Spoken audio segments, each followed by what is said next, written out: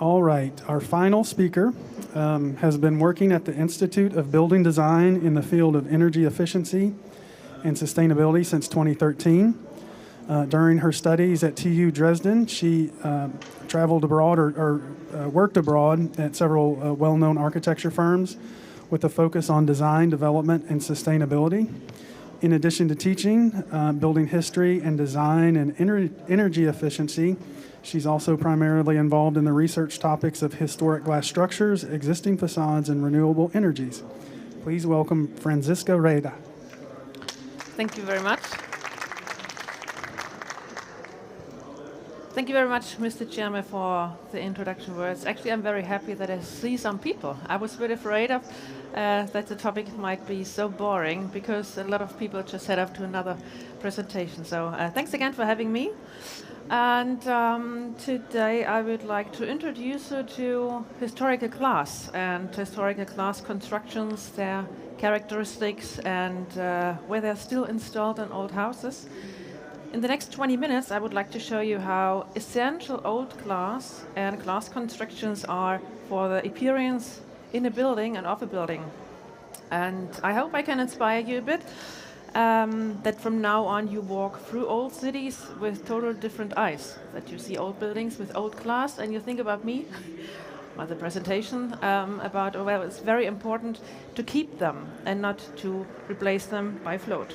And why? I'm gonna tell you now.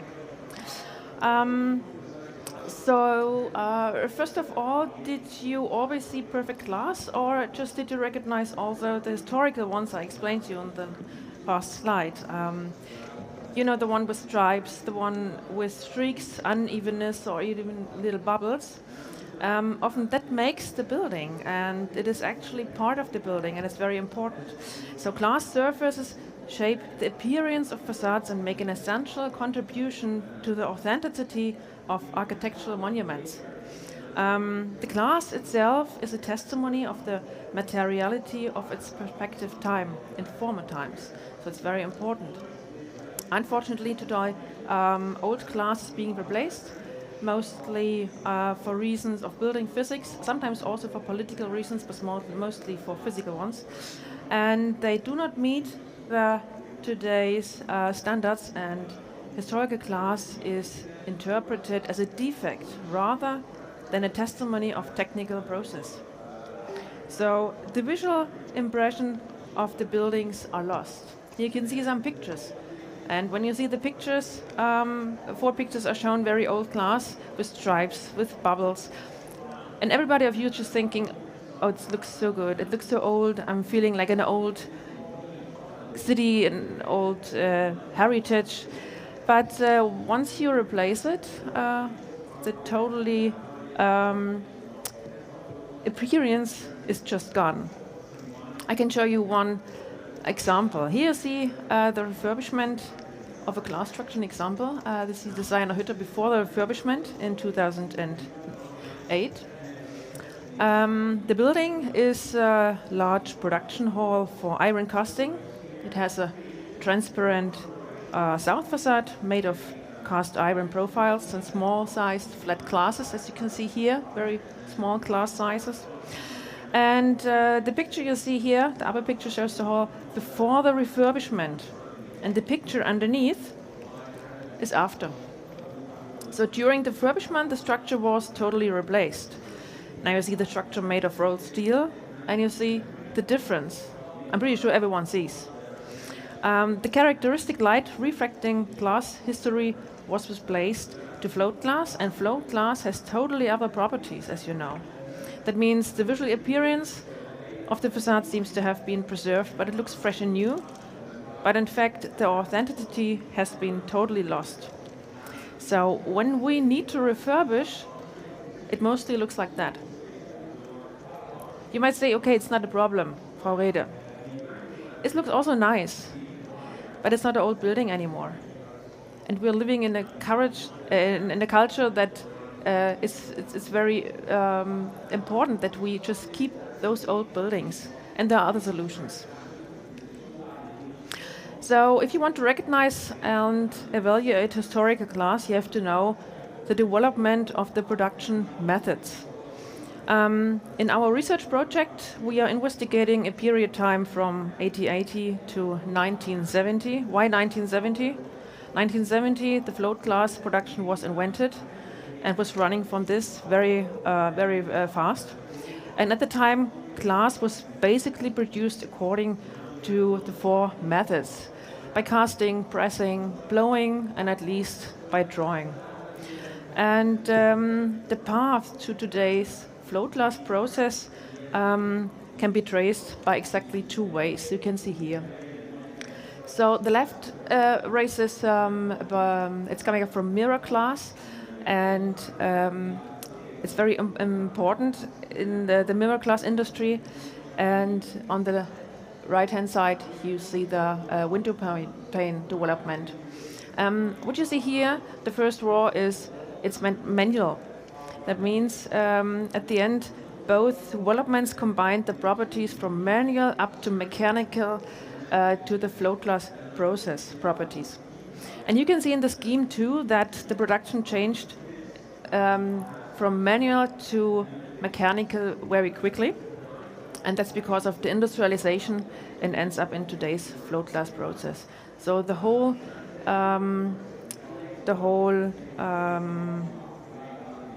properties are just end up in our float glass process, which we are still using today. So I will keep you updated a bit about the manual manufacturing process here in Germany. In the past 200 years, there has been more than 2,500 patents for glass production, but not all of them were ready for the market. 2,500, that's a lot, but only just 5 glass production processes has been developed at the end. Especially in England, in France, and in Belgium, there were the first patents and licenses for it. And to Germany, all these glass production methods came always 10 years later. The cylinder sleeve process was running for quite a long time. You can see in here. It's one of the oldest ones. It was a process where you need your lungs to form a long cylinder, and then you cut it off, you fold it up, and then you have glass panels you see in there. There's still a company is still working like this, but only one in Germany. The thickness of this glass panes were about 0.9 meters by 1.8 meters, and it was a maximum of 4 millimeters thick. And the features are very parallel orientation of bubbles. So what you keep in mind is the cylinder with your lungs, you produce bubbles. And on the upper row here, you can see the cast glass process. What happens there? You have like a clay fiber, which is filled with melted glass, and after it reaches a certain temperature, it was poured out on a rolling table to cool out. And the thickness about there is 11 millimeters by up to 13 millimeters. When I was at SCHOTT in March this year, I saw the cast glass process, and it was like about 50 minutes, and that's all done. But to heat this, to reach the temperature was about 2 days. It took 2 days, and after 15 minutes, it's all done. So I told you because of the industrialization, the manufacturing process in Germany changed into the mechanical ones. And one very famous process is the Foucault process, where melted glass went through a construction to cool down. So we were at SCHOTT, and we just had a look into the oven, but it wasn't allowed to take pictures. Usually I wanted to show them pictures, but it wasn't allowed to. So you have the melted glass up there, and it goes through upwards a huge tower. So we went up the tower, and there was a guide who said who was cutting off the glass panes and put it on a table, and it was running and running and running all the time. And I told him, since when the machine runs? And he said, since 100 years. So only just, they had issues, but twice times. So for about 100 years, it is running and running and running and running and so on. And from now on, larger quantities with this Foucault and certain thicknesses could be produced. And thicker glass, of course, can have larger sizes. So the red market time period, what you can see here, was kind of a turning point in the glass production. They were used in industrial constructions as well as in residential constructions. So now for you it's very important, how does it look like? I tell you everything about glass production, but for you it's important when you go through the city, how does it look like? On the left-hand side you see a house in the opposite of a street with no glass. If you're not allowed to wear glasses, or it's not possible to wear glasses, usually there's no stripes, no bubbles, everything is fine. In the middle is the see-through cylindric sleeve process, and you see like a very common picture underneath, like with a big bubble. And the third one is when you see through the drawn cylinder process. That means it's a bit wavy and a bit curvy, at least. So this you have to take in account. What's also very important is where are all these factories actually. So we did a lot of research work on to find out where all these companies are located. We had a few funny moments in the libraries out there and archives, and we just found out that a lot of companies are in the Ruhr area, in Saarland, in the Lausitz, in the eastern part of Germany, and also in Silesia. Silesia, that's because was a part of Germany, that's why we took it in account. So in these areas, there are many raw materials like wood or coal for the heating, sand, and so on. And what's also very important is the way of transportation. So when you see it here, it's always located on very, very important rivers in Germany. Then the industrialization came. And what happens in the 20s? You can see already the mentioned significant decline of factories I told you. Suddenly you have less factories, but more mechanical glass production methods. When you go back, you see only just 2, but hundreds of factories. And now they're all gone, and we have like mechanical sleeve process, but different sleeve process. But it was not just because of the change of the production methods. Many companies had to join cartels and could not afford to do so because it was very expensive to be in such a cartel. And patents itself were also very expensive, so many companies got united in this time to larger ones. So one of our goals in our research project was to investigate how many glass panes from different manufacturing methods were still installed in the old buildings. So what we've done first is we did a lot of research work in glass and glass constructions of the High Age and modernism. And second, we asked also the Monument Preservation Office and received information about the building ages and the status if the building is a monument. If the building is a monument, you get a lot of archiving stuff, a lot of books about it. So Dresden Trachau, it's is a district of Dresden, was recommended to us. Then we investigate the area, we recorded the data, we enter it into the database, and then we analyzed it. And then we looked also for possible reason for the removal. In addition to structural physical ones, it often had political ones, especially in Dresden. Germany was divided in 2 parts, so Dresden is the part of the eastern part, and the political ones was very also important. So we head off to the city district, Dresden Trachau, and we went there by bike. And as we know from the Monument Preservation Office, 33% of all houses were built before the First World War, and also 38% of the houses were built between the First and the Second World War. So at least we were very happy that we can find old buildings at a percentage of 81% in Trachau. So we head off and went by bike there, and here you can see Trachau. It's the red marked one. So you can see a lot of houses.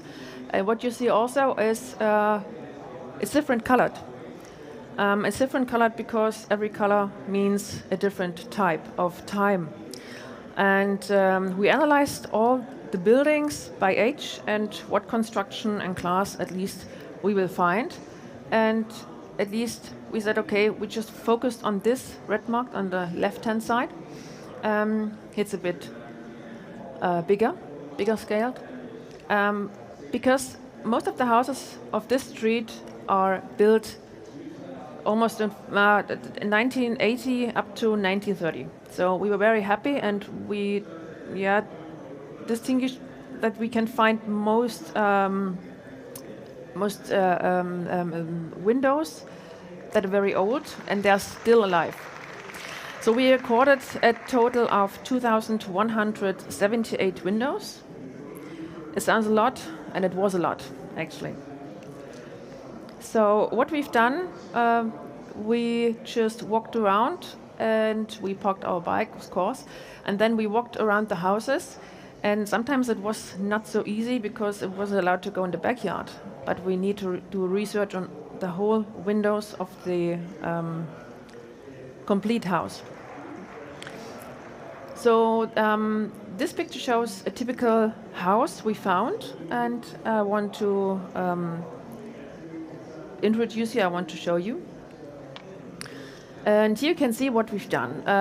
For each building, the glass structure, the frames, the material, the whole geometry, if you have smaller ones, if you have bigger sizes of glass panels, of glass construction as well, were documented in detail with the help of a recording sheet. And it looks like this. So, but important for you is to see the details on glass, of course.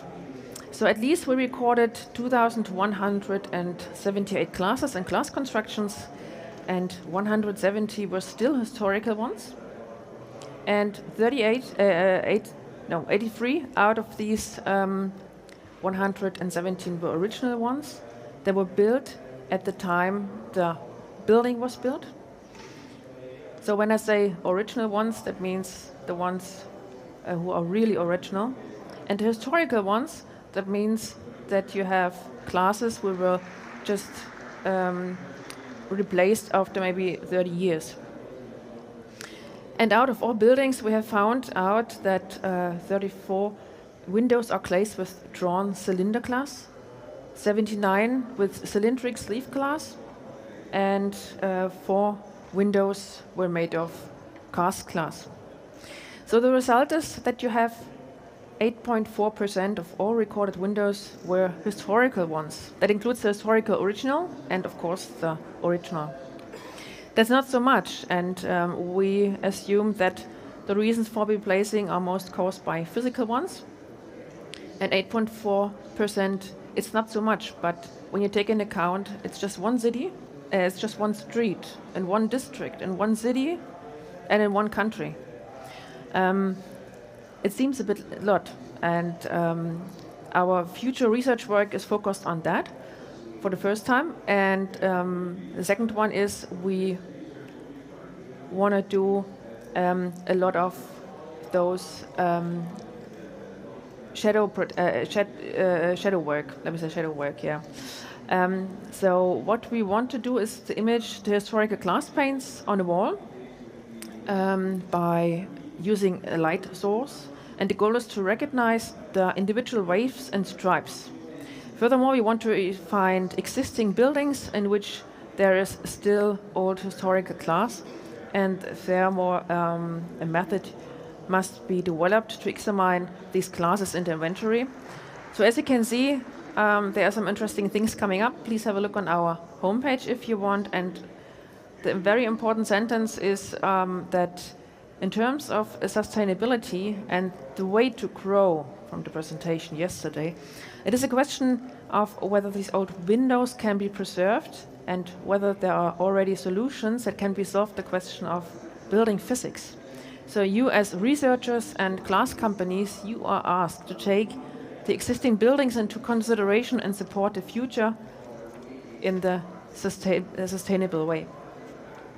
Thank you very much to you and also to all supporters. Thank you.